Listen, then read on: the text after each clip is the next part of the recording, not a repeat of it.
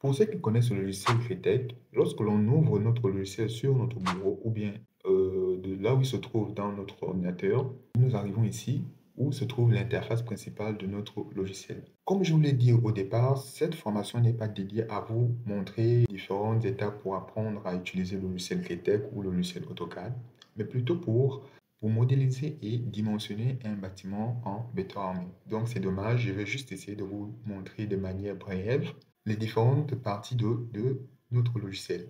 Ici, nous avons les différents modules de notre logiciel. Nous avons la partie Arch ossature qui sert notamment à concevoir notre logiciel et à faire le dimensionnement de notre logiciel en allant de la descente de charge jusqu'à la proposition des sections, des différentes sections et épaisseurs des éléments qui composent notre structure.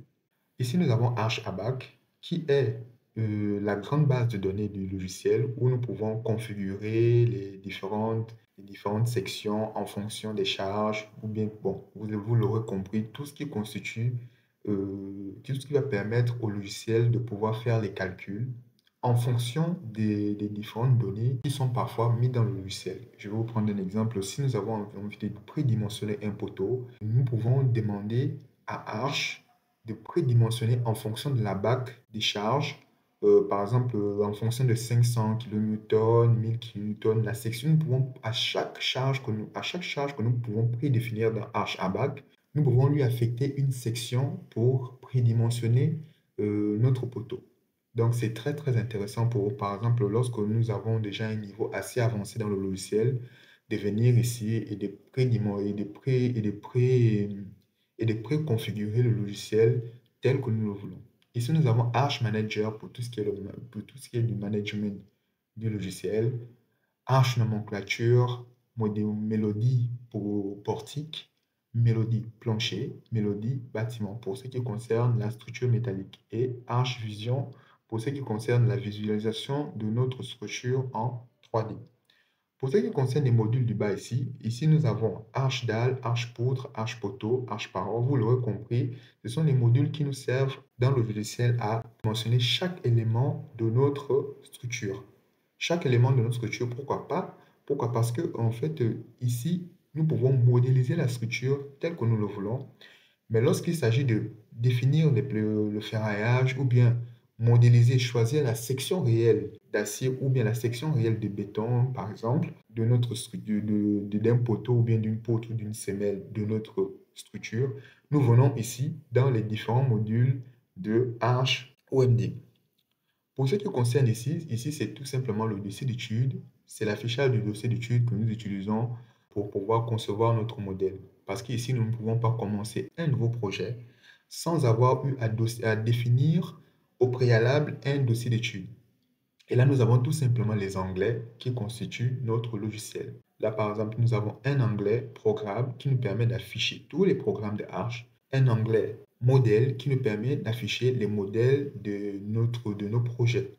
Ici, nous avons un onglet document qui nous permet d'afficher tous les documents qui constituent notre projet. Par exemple, si nous avons eu à faire des plans de structure, des notes de calcul, eh bien, il nous suffit de tout simplement cliquer sur Documents et nous allons voir par rapport à notre dossier ici, nous allons voir tous les documents qui sont contenus dans le dossier de notre étude.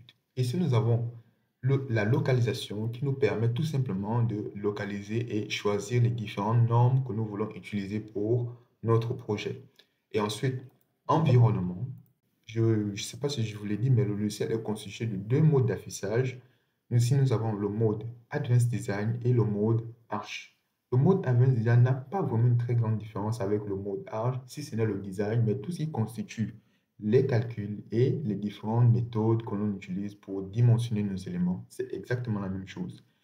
Dans cet onglet configuration de l'environnement, le plus important ici, c'est le répertoire de travail, où est situé le fichier du dossier d'études que nous utilisons pour notre projet. Donc, je m'arrête ici pour l'instant. Nous allons y revenir. Et ensuite, nous avons les différents modes d'affichage de notre interface d'accueil. Ici, nous avons par exemple le mode d'affichage en ligne, le mode d'affichage, je ne sais pas, aligné, comme vous voulez, c'est c'est tout à fait comme vous voulez. Et tous ces onglets-là se retrouvent exactement ici, dans ces différents, ici en haut. Ici, c'est tout simplement pour afficher les différents éléments qui se trouvent ici, chacun dans leur groupe ou bien tous ensemble. Tout dépend bien sûr de vous, comment vous voulez que ça soit affiché. Moi, je reviens à l'affichage du départ et je demande à Arch de bien sûr afficher tout en même temps. C'est pas, attendez, voilà, c'est là. Voilà. Ce bouton-là, c'est pour tout afficher et cela, c'est pour afficher chacun tout seul. Dans la prochaine vidéo, nous allons enfin commencer la modélisation de notre bâtiment et nous allons passer à la définition des poteaux.